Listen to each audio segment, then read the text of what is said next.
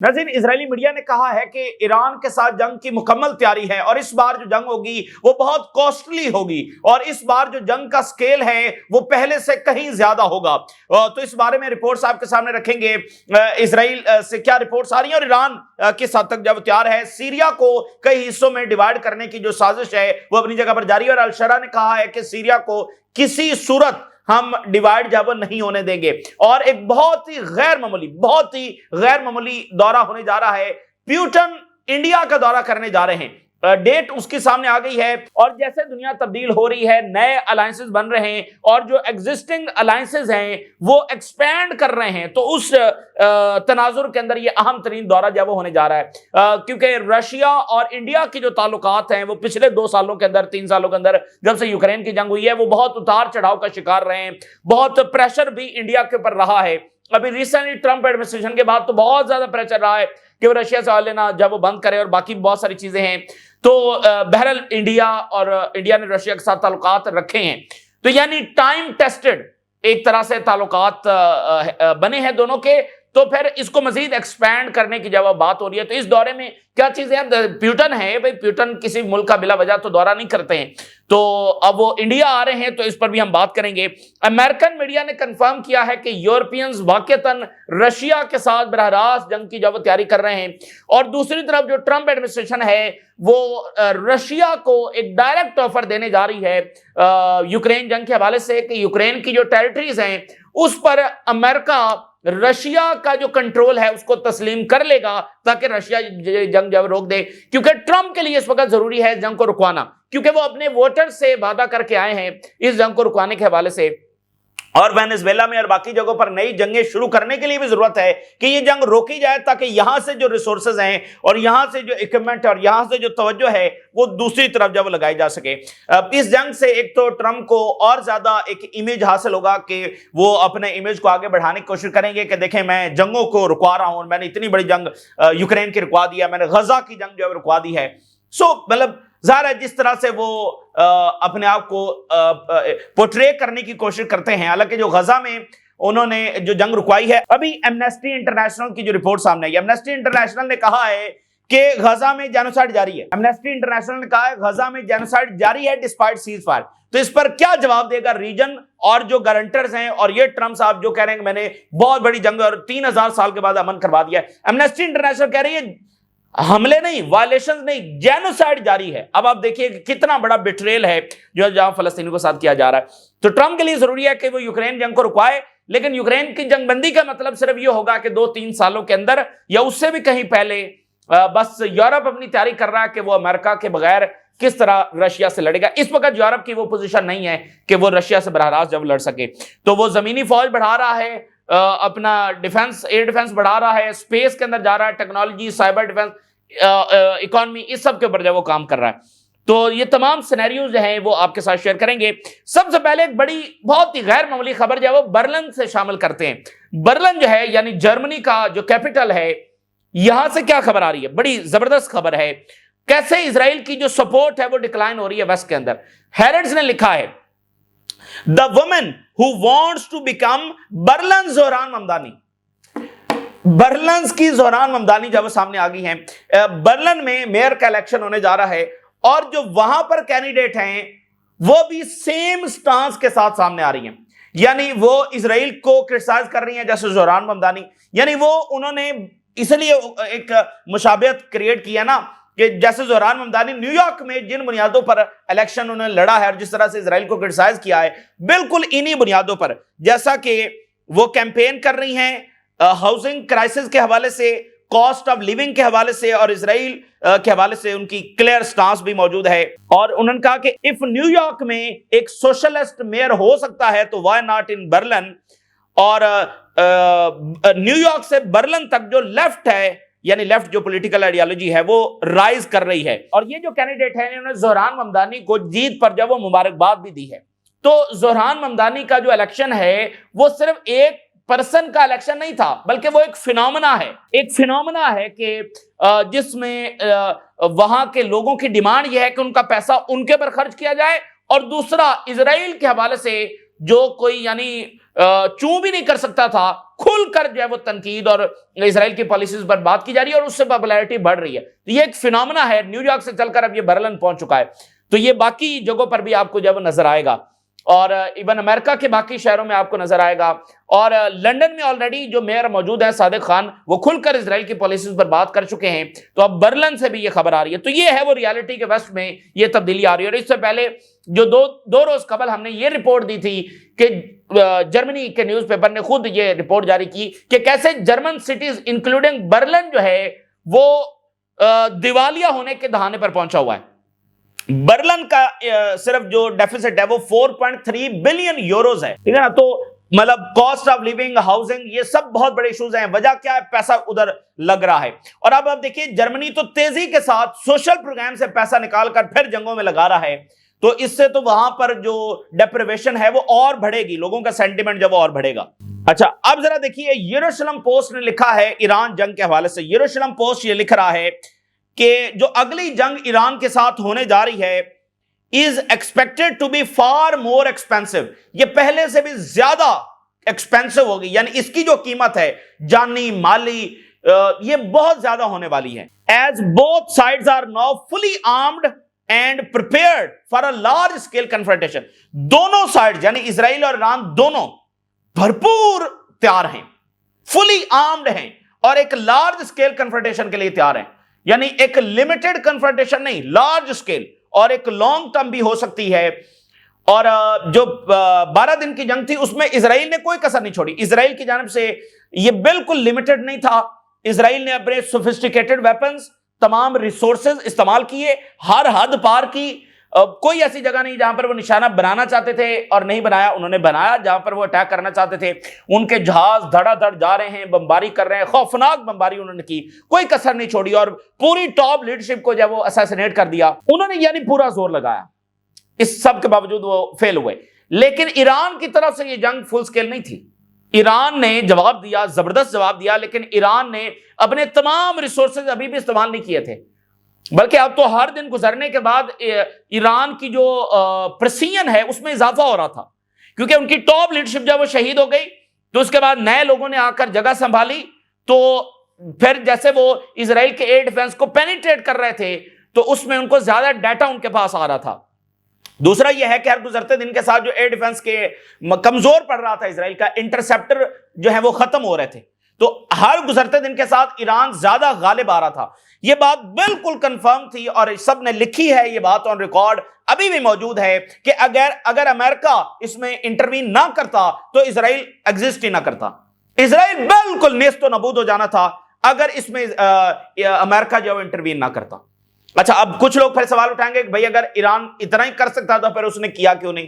تو اس کی وجہ یہ ہے کہ بھائی وہ آگے سے نیوکلیر استعمال کرتے.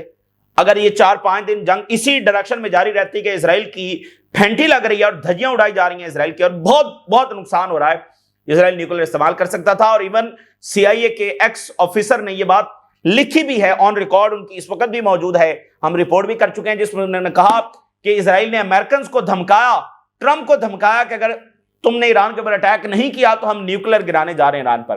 ٹھیک ہے, تو اور ماضی میں بھی عرب وارز میں اسرائیل ایسی دھمکیاں دے چکا ہے, اور 1991 میں جو بک آئی تھی اس میں بھی یہ بات لکھی ہوئی, امریکن آتھر کی وہ بک ہے. تو یہ وجہ ہے کہ آپ چونکہ نیوکلیر نہیں ہیں تو پھر آپ ایک خاص حد تک بہت آگے نہیں جا سکتے ہیں. تو اس کی بھی تیاری اس وقت ایران کر رہا ہوگا اور بہت ممکن ہے کہ ایران نیوکلیر بنا لے. خود رشین میڈیا نے یہ لکھا ہے کہ رشین سائنٹسٹ جب وہ ہیلپ کر رہے ہیں, ایرانین سائنٹسٹ کا دورہ رشیا کا ہوا ہے خفیہ انداز کے اندر, اور ایک نیوکلیر ویپن بنایا جا سکتا ہے وداؤٹ ٹیسٹ نہیں ہوگا, بس ویپن جو وہ بن جائے گا. تو یہ پاسبل ہے. اور اب کی بار ایران نے یہ بھی کہا کہ وہ ہزاروں میزائل جو فائر کریں گے. ساتھ اسرائیلی جو اس وقت اکاؤنٹس ہیں وہاں پر یہ بات وہ یہ مذاق بنا رہے ہیں کہ کیسے ہم سپریم لیڈر کو اسیسینیٹ کریں گے. تو یہ وہ باتیں کر رہے ہیں, ان کو پتہ نہیں ہے کہ یہ کس قیامت کو دعوت دے رہے ہیں. سپریم لیڈر ایک only had of the state نہیں ہے, مطلب ہیڈ آف دی اسٹیٹس تو ہیں پوری دنیا میں, supreme leader is not only had of the state. وہ ایک بہت بڑی شخصیت ہیں جو شیعہ ہے, یعنی ان کی سب سے بڑی وہ پرسنالٹی ہے, ون آف دا. پوری دنیا کے جو شیعہ مسلم ہیں وہ ان سے اسپرچول انداز کے اندر جڑے ہوئے ہیں. تو ان کو پتا نہیں ہے کہ یہ کس بندے کے بارے میں بات کر رہے ہیں, کس شخصیت کے بارے میں بات کر رہے ہیں. یہ قیامت کو دعوت دینے والی بات ہے. ان کو اندازہ نہیں ہے کہ ان کے ساتھ پھر ہوگا کیا, اور ان کو پتا بھی نہیں چلے گا کہ کتنے میزائل کہاں سے ان پر برس رہے ہیں, اور یہ بھول جائیں گے. انہوں نے بہت ساری اسیسینیشنز کی ہوئی ہیں لیکن ان کو اندازہ بھی نہیں ہے. دیکھیں پیوٹن نے کیا بات کی تھی 12 ڈے وار کے اندر, جب پیوٹن سے پوچھا گیا کہ ٹرمپ دھمکا رہے ہیں اور اسرائیل دھمکا رہا ہے سپریم لیڈر کے اسیسینیشن کے حوالے سے, تو انہوں نے 3 مرتبہ ایک ہی جملہ دہرایا, کیونکہ رپورٹر نے پھر پوچھا تو انہوں نے ایک ہی جملہ 3 بار دہرایا کہ میں اس بارے میں بات بھی نہیں کرنا چاہتا, میں اس بارے میں سوچنا بھی نہیں چاہتا. یہ ان کا آگے سے ریئیکشن تھا. انہوں نے یہ نہیں کہا کہ بہت برا ہوگا, بہت اس کا غلط نتیجہ نکلے گا, یہ نہیں ہونا چاہیے. انہوں نے کہا تم پاگل ہو, تم مطلب بات کیا کر رہے ہو, یہ مطلب یہی ہے نا قیامت کو دعوت دینے والی بات ہے, تم اس بارے میں تو سوچا بھی نہیں جا سکتا کہ یہ ہوگا اور یہ ہو سکتا ہے, میں اس کو بھول جاؤ, اس طرف سوچنا بھی مت. یہ پیوٹن کا ریئیکشن تھا, ٹھیک ہے نا. تو یہ ان کو جو ہے نا ابھی صحیح انداز میں کوئی جس کو کہتے ہیں نا کہ ملا نہیں ہے. ایران ہے جس نے 12 دنوں میں پہلی شکست اگر اسرائیل کو یہ تو وہ ایران نے دی ہے. ابھی تو لیبنان میں بمباری کر لی, شام میں بمباری کر لی, اور الشرا جو بیٹھا ہوا ہے جو خود سی آئی اے کا ایسٹ تھا, جو خود داعش میں رہا ہے اور القاعدہ میں رہا ہے, اس کو تائشہ لگا کر ادھر آ کر بٹھا دیا ہے. مطلب اندازہ کریں اس نے ہزاروں لوگ اس کے آنے کے بعد وہاں پر سینکڑوں ہزاروں کی تعداد میں سیکٹیرین وائلنس میں مارے جا چکے اور زخمی ہیں, ٹھیک ہے. تو ادھر یہ ایک گولی نہیں چلا سکتا اور اسرائیل اپنا قبضہ بڑھا رہا ہے. ادھر لیبنیز گورنمنٹ ایک پتھیٹک اور اسٹوپڈ گورنمنٹ جب وہاں پر آ کر بیٹھ گئی اسٹوپڈ پالیسیز کے ساتھ, اس کو بالکل یہ ریالٹی سے دور ہے, بالکل یہ لیبنان کے لیے اس وقت خطرات پیدا کر رہی ہے, بڑھا رہی ہے اپنے اسٹوپڈ ڈیسیژنز کے ساتھ, اور ایک ایگزسٹینشل کرائسس نے لیبنان کے لیے کھڑا کر دیا ہے. حزب اللہ نے کتنی جنگیں اسرائیل کے ساتھ لڑی ہیں اور کب تک اسرائیل کو جو ہے وہ کنفرنٹ کیا ہے, پھینٹی لگائی ہے اسرائیل کی, اور اب یہ جناب بیٹھے ہوئے ہیں حزب اللہ ڈسام ہو جائے. تو یہ جو اسرائیلی ہیں نا, یہ ان کے پلے پڑے ہیں یہ ان جیسے لوگ, الشرا جیسے, لیبنیز گورنمنٹ, جارڈن جیسے, کہ وہ اسرائیل کی طرف جاتے ہوئے میزائل روک رہے ہیں. ان کو اندازہ بھی نہیں ہے کہ یہ کس کے ساتھ بھیڑنے جا رہے ہیں. پھر ایران نے کر کے دکھا دیا ہے, اور اب یہ دھمکیاں لگا رہے ہیں کہ سپریم لیڈر کو اسیسینیٹ کریں گے, یہ کریں گے. ان کو پتا بھی نہیں ہے کہ یہ بات کیا کر رہے ہیں, اس کا نتیجہ کیا نکلے گا. ان پر اتنے میزائل آئیں گے کہ یہ سوچ بھی نہیں سکتے ہیں. اس کے بعد دیکھیں ایران میں ایک جذباتی صورتحال ہو جائے گی, اور وہ پھر جس انداز میں وہ جواب دیں گے, وہ تو آلریڈی 2000 میزائل تو رکھ کر بیٹھے ہوئے ہیں. اگر اس طرح کا خدا نہ خاصہ کو واقعہ ہو گیا تو یہ 2000 سے 10,000 کیسے ہو جائیں گے, یہ پتہ بھی نہیں چلنا, ٹھیک ہے. تو ان کو یہ سوچنا چاہیے, اور امریکہ کو بھی سوچنا چاہیے کہ امریکہ کا آلریڈی مڈل ایسٹ میں سب اتحادی ہیں, معاملات ہیں. ایران خود امریکہ کے ساتھ اچھے تعلقات چاہتا ہے, لیکن ایک اس اینٹی کے لیے وہ مڈل ایسٹ میں مزید جنگیں چھیڑ رہا ہے اور مڈل ایسٹ کو جو تباہی کی طرف جو دھکیل رہا ہے. اور ایران کی نیوی نے کہا ready to give decisive response to any enemy aggression, پوری طرح سے ہم تیار ہیں. تو اس بار بار نیوی سے بھی سٹیٹمنٹس آ رہی ہیں, تو ایسا پاسبل ہے کہ اس بار نیوی بھی اس میں شامل ہوگی. اگین ایران, حزب اللہ, حماس, انصار اللہ, ان میں سے کوئی بھی یہ جنگ نہیں چاہتا جو ان پر مسلط کی جا رہی ہے. اور ایران کے ڈیفنس منسٹر نے کہا ہے کہ اسٹرانگر اور سوئفٹر رسپانس دیں گے اگر اٹیک ہوتا ہے تو. اور ادھر جو سیریا ہے اس کو ڈیوائیڈ کرنے کی کوشش کی جا رہی ہے. کوسٹل لائن پر الوائز کہہ رہے ہیں کہ ہمیں الگ ڈٹرمنیشن دی جائے, دروز الگ کہہ رہے ہیں, ایس ڈی ایف الگ, اس کو امریکہ اور اسرائیل کی جو ہلا شیری ہے. تو الشرا نے کہا کہ سیپریشن بالکل ہم نہیں ہونے دیں گے, اور فیڈرلزم ہونا چاہیے کہ سینٹرل اتھارٹی ڈماسکس ہوگی اور ایک فیڈرلزم سٹرکچر لایا جائے گا, سیپریشن بالکل ہم قبول نہیں کریں گے.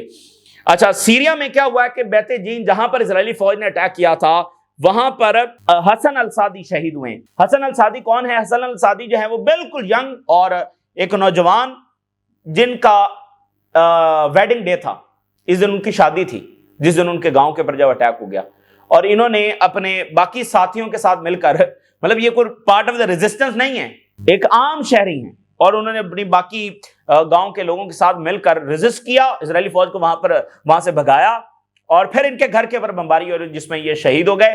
اور 13 شہادتیں وہاں پر ہوئی ہیں جس میں ایک ہی فیملی کے 5 ممبرز بھی شہید ہوئے ہیں.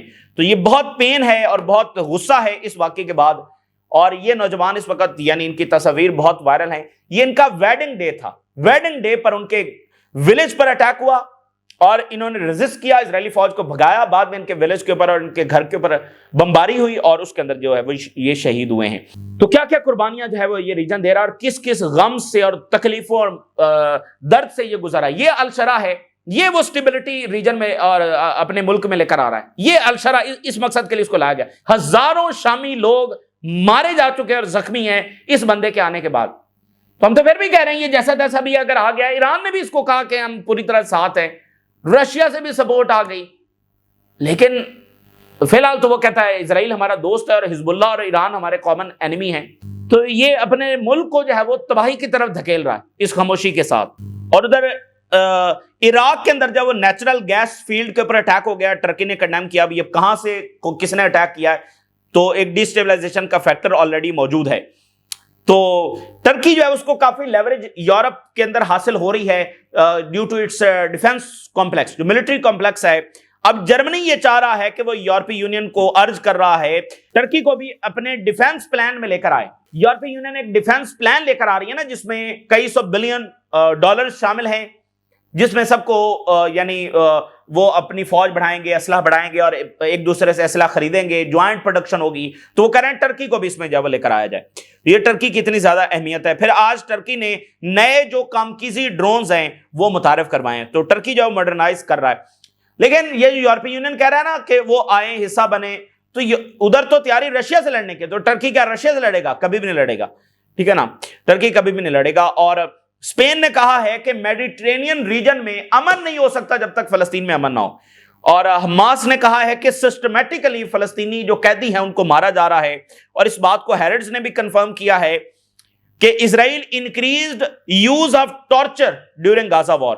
بہت زیادہ ٹارچر، ایک بہت پینفل ہولناک داستانیں ہیں جو فلسطینی سویلینز کے ساتھ کیا گیا، قیدیوں کے ساتھ، اور 40 مزید جو فلسطینی ہیں ان کو ویسٹ بینک سے گرفتار کر لیا گیا۔ دیکھیں کئی ہزار جو ہے فلسطینی قیدی وہ ایکسچینج اس ڈیل کے تحت رہا ہوئے ہیں، تو اب انہوں نے مزید اپنی جیلیں نئی گرفتاریوں کے بعد جو بھرنا شروع کر دی ہیں۔ بڑا غیر معمولی دورہ پیوٹن کا ہونے جا رہا ہے انڈیا کا۔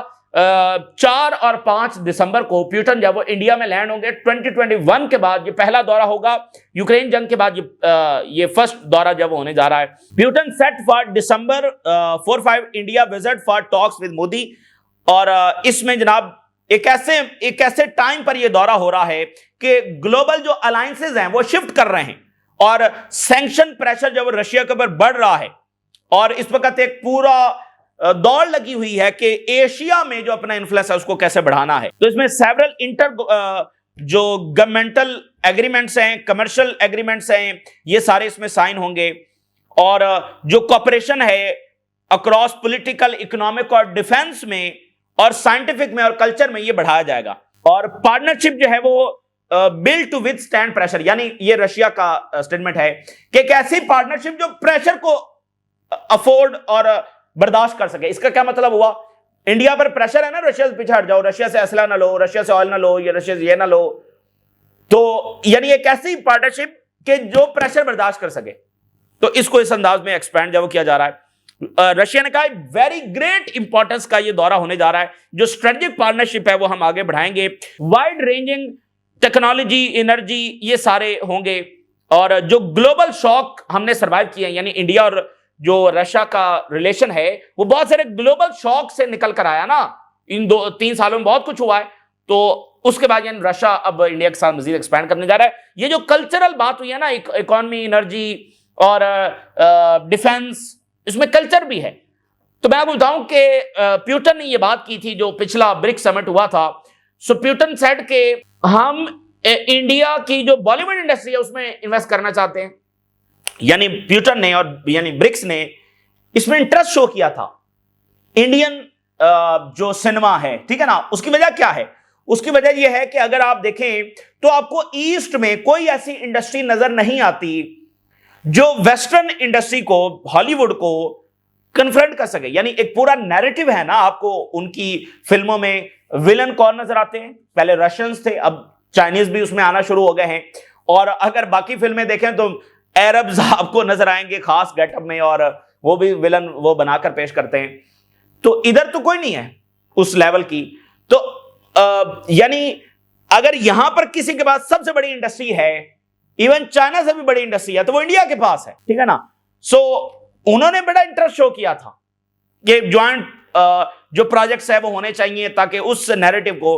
ویسے بھی اگر آپ دیکھیں تو انڈیا میں برٹش ایرا کے حوالے سے فلمیں بنتی رہتی ہیں، اور اس وقت جو ان کا ساؤتھ ہے وہ تو زیادہ بڑے بجٹ کی اور بڑی اچھی فلمیں جو ہے وہ برٹش ایرا کے حوالے سے بنا رہا ہے. بہرحال وہ ایک ایشو بھی چلتا رہتا ہے کہ وہ ہسٹری کو کیا اس طرح سے پریزنٹ کر رہے ہیں، نہیں وہ بہرحال درمیان بات چلتی رہتی ہے. لیکن جب اس لیول کے اوپر بات ہوتی ہے تو اس میں ایک بڑا پرپز ہے کہ بھائی ہم نے اس ویسٹرن نیریٹو کو کنفرنٹ کرنا ہے، وہ کلچرل اسپیکٹ بھی ہے، ٹھیک ہے نا.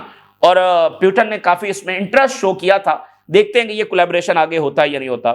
پولیٹیکو نے لکھا ہے کہ Europe thinks the retaliating against Russia. Europe is shifting from defensive to active deterrence. یعنی یورپ بالکل شفٹ ہو رہا ہے اور وہ جنگ کی طرف جا رہا ہے.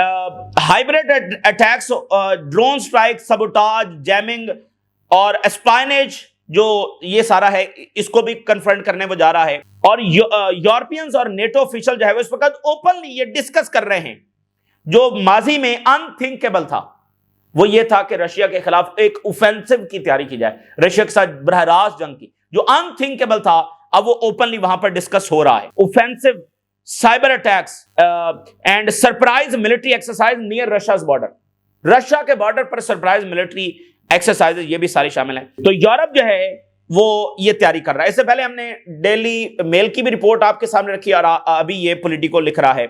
مین وائل ٹیلی گراف یہ لکھ رہا ہے کہ ٹرمپ ایڈمنسٹریشن جو ہے یہ کرائمیا اور یوکرینین جو دیگر ٹیریٹریز ہیں ان کو تسلیم کرنے کے لیے تیار ہے، جنگ کو ختم کرنے کے لیے یہ وہ آفر دینے جا رہے ہیں پیوٹن کو. تو میں نے آپ کو بتایا کہ ٹرمپ کے لیے بہت ضروری ہے یہ جنگ رکوانا، کیونکہ اس میں پیسہ بھی ضائع ہو رہا ہے، اٹینشن بھی ضائع ہو رہی ہے، اور سب سے بڑھ کر ووٹرز، آگے مڈ ٹرم الیکشنز آ رہے ہیں تو ٹرمپ کو کچھ تو چاہیے اپنا بیانیہ، تو یہ جنگ رکوانا اس کے لیے اس لیے ضروری ہے. تو آخر میں جو رشین ایمبیسی ہے ان لنڈن اس نے سٹیٹمنٹ جاری کی ہے کہ جو پیوٹن کے حوالے سے جو ان کی تازہ ترین سپیچ تھی اس کو انہوں نے کہا کہ کیسے تروڑ مڑوڑ کر پیش کیا گیا ہے کہ پیوٹن نے کہا کہ ہم جنگ جاری رکھنا چاہتے ہیں. یورپین میڈیا نے اس طرح سے پریزنٹ کیا.